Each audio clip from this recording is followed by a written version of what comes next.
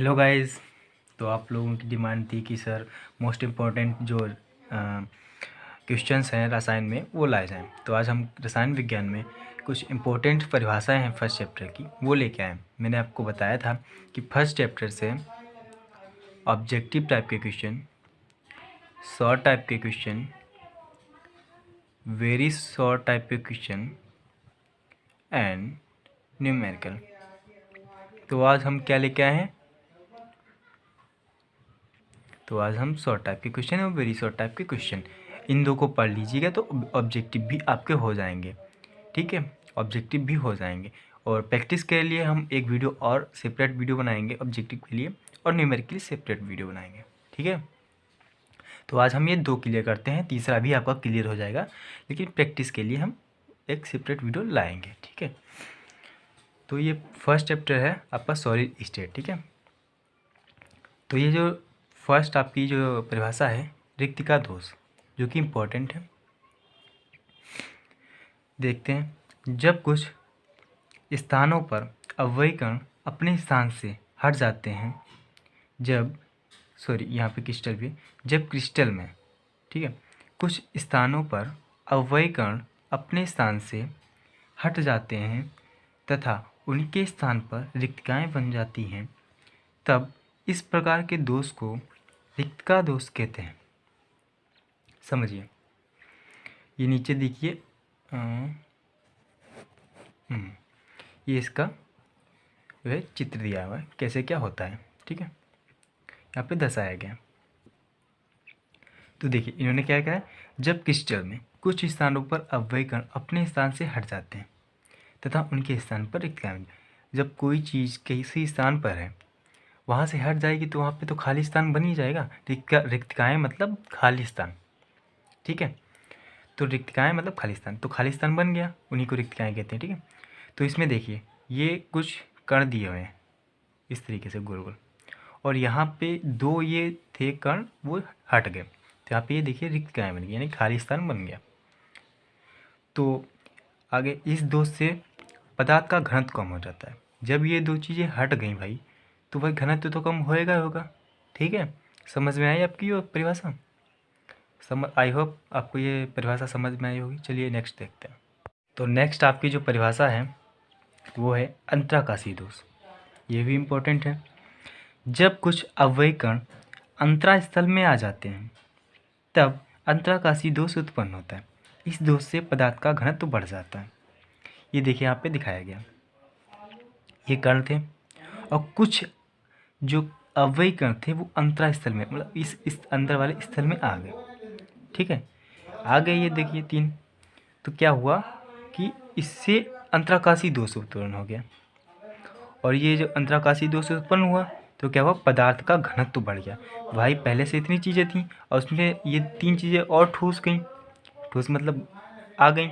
ठीक है, तो उसका जो पदार्थ का जो घनत्व वो तो बढ़ेगा, जैसे कि उसमें हट गई थी तो पदार्थ का घनत्व क्या हुआ था, कम हो गया था। तो ये आपके ऑब्जेक्टिव वाला देखो एक क्वेश्चन बन गया कि किस दोष के कारण पदार्थ का घनत्व कम हो जाता है या बढ़ जाता है। ठीक है, कम हो जाता है तो आप लगा के आएंगे रिक्तिका दोष, और बढ़ जाता है अगर तो आप लगा के आएंगे अंतराकाशी दोष। ठीक है, ये देखिए आपके दो ऑब्जेक्टिव क्वेश्चन हमने बता दिए, लेकिन प्रैक्टिस के लिए हम एक सेपरेट वीडियो तो बनाएंगे ही। फिर यहाँ पे नोट भी दिया हुआ है, इसको भी पढ़ लेते हैं। ये दोनों दोष अनआयनिक ठोसों में पाए जाते हैं जो ताप के प्रभाव से उत्पन्न होते हैं। ये भी एक आपका इम्पोर्टेंट चीज़ है, ये भी पूछ सकते हैं ऑब्जेक्टिव में कि इन दोषों में से कौन सा दोष अनायनिक ठोसों में पाया जाता है। ऑप्शन दे देंगे अंतराकाशी और रिक्तिका में से कोई एक, बाकी तीन दे देंगे फ्रेंकल, साटकी, ये वगैरह वगैरह।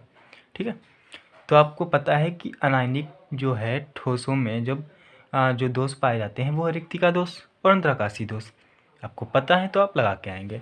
और ये जो ताप के प्रभाव से उत्पन्न होते हैं, ये भी कि अंतराकाशी दोष किसके प्रभाव से उत्पन्न होता है, ताप के प्रभाव से। ठीक है, तो ऑब्जेक्टिव भी आपके क्लियर होते चल रहे हैं। चलिए नेक्स्ट देखते हैं। तो नेक्स्ट है आपका फ्रेंकल दोष। ये VI मतलब वेरी इंपॉर्टेंट है। ये जो ऊपर वाले दो थे वो इम्पोर्टेंट थे, लेकिन ये वेरी इंपॉर्टेंट है। ठीक है, तो पढ़ते हैं इसको। यह दोष आयनिक ठोसों में उत्पन्न होता है। कुछ समझे? ऊपर वाले जो दोष थे वो अनआयनिक ठोसों में पाए जाते हैं, ये आयनिक ठोसों में पाया जाता है। ठीक है, जब अधिकांश छोटे आयन, ठीक है, छोटे आयन, बड़े यानी जब अधिकांश, अधिकांश मतलब अधिक, अधिक मतलब ज़्यादा, जब अधिकांश छोटे आयन अपने वास्तविक स्थान से विस्थापित होकर अंतराकाशी स्थान में चले जाते हैं, तब उसके स्थान पर रिक्तिका दोष और नए स्थान पर अंतराकाशी दोष उत्पन्न हो जाता है। इसे विस्थापन दोष भी कहते हैं। कुछ समझे? कि जब अधिकांश छोटे आयन अपने वास्तविक, जो उनका वास्तविक स्थान था, उससे हट गए, तो हमने बताया जब अपने स्थान से हट जाएंगे तो वहाँ पे तो रिक्तिका बन जाएगी। रिक्तिका मतलब खाली स्थान बन जाएगा, और वो जो हटे वो कहाँ चले गए? अंतराकाशी स्थान में चले गए। तो भाई जहाँ पे अंतराकाशी स्थान में गए वहाँ पे तो अंतराकाशी दोष उत्पन्न होगा। ठीक है, और जहाँ पे खाली स्थान है वहाँ पे रिक्तिका दोष उत्पन्न होगा। तो इससे हमें यह समझ में आता है कि जो है रिक्तिका दोष और अंतराकाशी दोष दोनों जब उत्पन्न होते हैं एक साथ, तो फ्रेंकल दोष वो मिलकर बन जाते हैं, यानी कि अंतराकाशी दोष प्लस रिक्तिका दोष बराबर फ्रेंकल दोष। समझ गए? तो इसे विस्थापन दोष भी कहते हैं। ये भी आ सकता है कि निम्न में से किस दोष को विस्थापन दोष कहते हैं। तो वहाँ पे आपको दिए होंगे साटकी दोष, फ्रेंकल दोष और रिक्तिका दोष, अंतराकाशी दोष। तो आपको मालूम है भाई कि फ्रेंकल दोष, तो आप फ्रेंकल दोष लगा के आएंगे। चलिए आगे इसका और देखते हैं। तो आगे है, इस फ्रेंकल दोष में रिक्तिका और अंतराकाशी दोष दोनों एक साथ उत्पन्न होते हैं। तो हम ये तो आपको बता ही चुके हैं पहले। इस दोष में ठोस का घनत्व परिवर्तित नहीं होता। देखिए क्यों परिवर्तित नहीं होता? क्योंकि आपको नीचे बताएंगे, ये जो दिया हुआ है इसका। ठीक है, फ्रेंकल दोष उन आयनिक पदार्थों में दिखलाया जाता है जिनमें धनायन तथा ऋणायन के आकार में बहुत अधिक अंतर होता है। ठीक है, क्या होता है कि धनायन और ऋणायन में बहुत अधिक अंतर है। देखिए हमने बताया जो छोटे जो आयन बताए थे वो धनायन ही होते हैं, और जो बड़े आयन होते हैं वो ऋणायन होते हैं। तो छोटे जो होते हैं मतलब धनायन ही अपना जो स्थान है वो परिवर्तित करते हैं।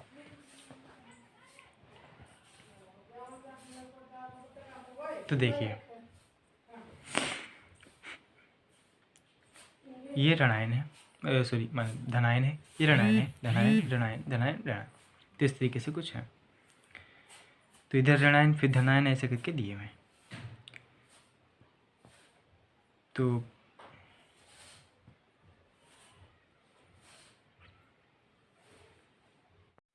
तो आप देख सकते हैं कि यहाँ से एक जो धनायन था वो हट गया। जो ऋणायन है वो आप देखिए बड़े बड़े हैं, ये कुछ बड़ा बन गया, बाकी सब जो धनायन हैं वो छोटे हैं, ऋणायन बड़े बड़े हैं। वो बनाते समय गड़बड़ हो गई है, बाकी ऋणायन बड़े हैं और धनायन छोटे हैं। तो यहाँ से धनायन उठ गया, यहाँ तो भाई रिक्त का दोष बन गया, खाली स्थान है।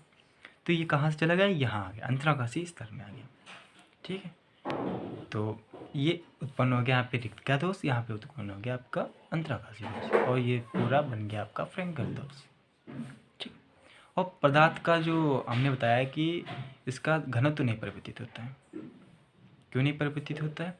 क्योंकि यहाँ से जो चीज़ हटी वो यहाँ आ गई भाई, है तो अंदर ही। यहाँ से मान लो ये बॉल है, यहाँ से हमने हटाई, यहाँ रख दी, है तो भाई घनत्व तो इसका देखा जाए तो बराबर ही होगा, क्योंकि जो चीज़ यहाँ से हटी वो अंदर ही तो है, कहीं बाहर तो निकली नहीं। क्योंकि रिक्त का दोष में क्या था, यहाँ से हट के निकल जाती थी, और अंतराकाशी स्थल में बाहर से अंदर आ जाती थी तो बढ़ जाता था, और उसमें रिक्त का दोष में घट जाता था क्योंकि बाहर चली जाती। लेकिन इसमें से यहाँ से हटी तो अंदर ही है, तो परिवर्तित नहीं होगा। ठीक है, चलिए नेक्स्ट देखते हैं। नेक्स्ट है साटकी दोष, और मैं आपको बता देता हूँ कि आपको फ्रेंकल दोष और साटकी दोष तो अच्छी तरीके से पढ़ लेने, याद कर लेने, क्योंकि ये हैं हर साल इनमें से कोई ना कोई एक आता ही है। और रिक्तिका दोष और अंतराकाशी दोष भी इंपॉर्टेंट है, बट वेरी इंपॉर्टेंट साटकी और फ्रेंकल है। ठीक है, तो साटकी दोष यह आयनिक ठोसों में पाया जाने वाला एक रिक्तिका दोष है। तो देखिए फ्रेंकल दोष और साटकी दोष आयनिक ठोसों में, ये पता चल गया आपको, तो ये भी बन सकता है एक ऑब्जेक्टिव। और ये आयनिक ठोसों में पाया जाने वाला एक रिक्तिका दोष है। ठीक है, मतलब इतना हमें समझ में आया है कि इससे जो चीज़ निकलेगी वो इसी के अंदर नहीं होगी, बाहर निकल जाएगी, तो खाली स्थान बनने वाले हैं इसके अंदर। जब कुछ धनायन अपना वास्तविक स्थान छोड़ देते हैं, ठीक है, जब धनायन अपना वास्तविक स्थान छोड़ देते तो वैद्युत उदासीनता बनाए रखने के लिए उतने ही ऋणायन भी अपना स्थान छोड़ देते हैं। भाई तुम छोड़ोगे तो हम भी छोड़ देंगे, ये वाला यहाँ पे फंडा है। तो क्या हुआ कि जितने धनायन थे उन्होंने मतलब 2 धनायन ने स्थान छोड़ दिया, तो भाई विद्युत उदासीनता बनाए रखने जो ऋणायन है उनको भी छोड़ना पड़ेगा। 2 ऋणायन छोड़ेंगे कि भाई तुम जा रहे हो तो हम भी आएंगे तुम्हारे साथ ही। इस प्रकार के दोष को शॉर्टकी दोष कहते हैं। इस दोष के कारण ठोस के घनत्व में कमी आ जाती है। जब भाई वो भी 2 निकल गए और ऊपर से ऋणायन भी निकल गए 2, तो भाई घनत्व में कमी आएगी कि आएगी।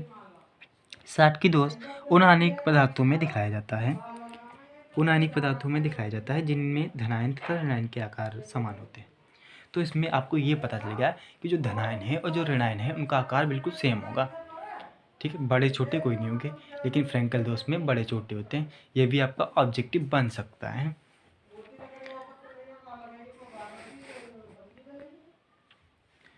जैसे कि NaCl, KCl, KBr, AgBr। NaCl, KCl, KBr तो है ही, ठीक है, ये आपके 60 की दोष हैं, लेकिन AgBr ऐसा है, यहाँ पे लिखा भी है, AgBr 60 की व फ्रेंकल दोष दोनों दिखलाता है। यानी कि AgBr अगर आता है कि AgBr किस AgBr में कौन सा दोष उत्पन्न होता है, ठीक है, तो आप बताएंगे 60 की और फ्रेंकल, उसमें से कोई एक ही होगा तो उस पर लगा के आना। यानी कि इसमें ये है कन्फ्यूजन कि 60 की भी उत्पन्न करता है और फ्रेंकल भी, ठीक है। तो AgBr पे अब ज़्यादा फोकस करेंगे क्योंकि AgBr ही ज़्यादा पूछा जाता है ऑब्जेक्टिव में। और यहाँ पे देखिए, यहाँ से एक ऋणायन निकला है तो यहाँ से यहाँ से एक धनायन निकला है तो यहाँ से एक ऋणायन निकला। पहले धनायन निकलेगा फिर ही ऋणायन निकलेगा, ऋणायन नहीं पहले निकलेगा फिर धनायन निकल जाए, नहीं, ठीक है। तो ये निकला तो ये भी निकल गया, तो भाई ये 2 निकल गए तो रिक्त का तो बन गई, तो रिक्त का दोष हो गया ये, मतलब फ्रेंकल है जो 60 की है फिर रिक्त का दोष है, ठीक है, ये याद रखिएगा। तो ये जब निकल गए तो घनत्व में कमी आएगी, ठीक है। तो हम आपको चित्र के द्वारा भी समझाते चल रहे हैं। और नेक्स्ट है अक्रिस्टलीय ठोस। ऐसे ठोस जिनमें लघु पारसी व्यवस्था पाई जाती है अक्रिस्टलीय ठोस कहलाते हैं। अक्रिस्टलीय ठोसों की संरचना द्रवों के समान होती है। इनमें द्रवों के समान प्रवाह की प्रवृत्ति होती है, परंतु यह प्रवाह बहुत मंद गति से होता है, इस कारण इन्हें अतिशीशित द्रव कहा जाता है। बहुत ही इम्पोर्टेंट है, वेरी इंपॉर्टेंट, यहाँ पे मैंने लिख दिया है। ये समदेशिक प्रकृति के होते हैं, जैसे कि कांच, ठीक, कांच एक अक्रिस्टलीय ठोस है। तो आपका यहाँ पे एक ऑब्जेक्टिव यहाँ भी बन गया कि कांच किस प्रकार का ठोस है, अक्रिस्टलीय ठोस या क्रिस्टलीय, तो वहाँ पे आपको अक्रिस्टलीय लगा देना है, ठीक है। या आ सकता है कि निम्न में से अक्रिस्टलीय ठोस क्या है, तो कांच, ठीक है। और ये भी आ सकता है कि अक्रिस्टलीय ठोस को दूसरे अक्रिस्टलीय ठोस को और किस नाम से जानते हैं, तो अतिशीशित, इस कारण इसे अतिशीशित द्रव भी कहते हैं, कहा जाता है, मतलब, ठीक है। और ये भी आ सकता है कि अक्रिस्टलीय ठोस में किस प्रकार की व्यवस्था पाई जाती है, लघु पारसी व्यवस्था, ठीक है। तो ऐसे ठोस जिनमें लघु पारसी व्यवस्था पाई जाती है अक्रिस्टलीय ठोस कहलाते हैं। अक्रिस्टलीय ठोसों की संरचना द्रवों के समान होती है। इनकी जो संरचना होती है वो द्रवों के समान, द्रव होते हैं उनके साथ, ठोस नहीं होती है, मतलब ये ठोस हैं लेकिन द्रवों के समान इनकी संरचना होती है, ठीक है। इनमें द्रवों के समान प्रवाह की प्रवृत्ति होती है। ये ठोस हैं लेकिन ये द्रवों के समान बहते हैं, मतलब इनको बहने की प्रवृत्ति है उनके अंदर, परंतु यह प्रभाव बहुत मंद गति से, लेकिन ये जो इनका जो बहाव होता है, ये बहते हैं, ये बहुत धीमी गति से होता है, इस कारण ये अतिशीशित द्रव कहा जाता है। जो ठोस हैं उनको अतिशीशित द्रव भी कहा जाता है। कभी आपने सोचा किसी ठोस को अतिशीशित द्रव कहा जाए, कि ठोस अलग है द्रव अलग है, ठीक है। फिर नेक्स्ट है क्रिस्टलीय ठोस। पहले नीचे बढ़ा लेते हैं इसको। ऐसे ठोस जिनमें दीर्घ पारसी व्यवस्था पाई जाती है, उसमें क्या था, लघु पारसी व्यवस्था पाई जाती है, इसमें दीर्घ पारसी व्यवस्था पाई जाती है, क्रिस्टलीय ठोस कहलाते हैं। ये दृढ़ एवं कठोर होते हैं। ठीक है, ये दृढ़ होते हैं, बिल्कुल कठोर। ठीक है, क्रिस्टलीय ठोस ही वास्तविक ठोस होते हैं। ये जो क्रिस्टलीय ठोस होते हैं यही वास्तविक ठोस होते हैं। बाकी अक्रिस्टलीय ठोस तो वास्तविक ठोस है ही नहीं, क्योंकि उसमें द्रव के समान भी बहने की प्रवृत्ति होती है। ठीक है, ये विषमदेशिक प्रकृति होते हैं। वो क्या थे, समदेशिक प्रकृति के होते हैं, ये विषमदेशिक प्रकृति के होते हैं। जैसे NaCl, KCl, Na2SO4, K2SCO3, Fe, Au, Cu आदि। ठीक है, तो ये और नीचे और देखते हैं नेक्स्ट। तो नेक्स्ट है क्रिस्टल जालक। परमाणु या आयन का त्रिविमीय नियमित विन्यास क्रिस्टल जालक कहलाता है। ब्रेवे के अनुसार 14 क्रिस्टल जालक होते हैं।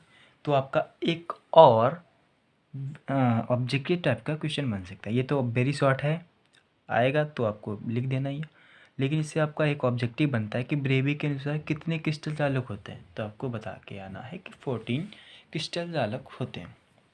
तो उम्मीद करता हूँ आपको ये वीडियो पसंद आई होगी। पसंद आए तो प्लीज़ लाइक कीजिएगा, चैनल को सब्सक्राइब कीजिएगा और बेल आइकन को भी प्रेस कर लीजिएगा, जिससे कि मेरी जो लेटेस्ट वीडियो आपको सबसे पहले मिले।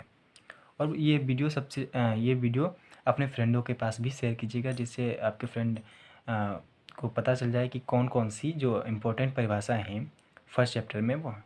इसके बाद मैं आपको न्यूमेरिकल की एक सेपरेट वीडियो दूंगा और ऑब्जेक्टिव की तो दूंगा ही। तो मिलते हैं नेक्स्ट वीडियो में, तब तक के लिए जय हिंद।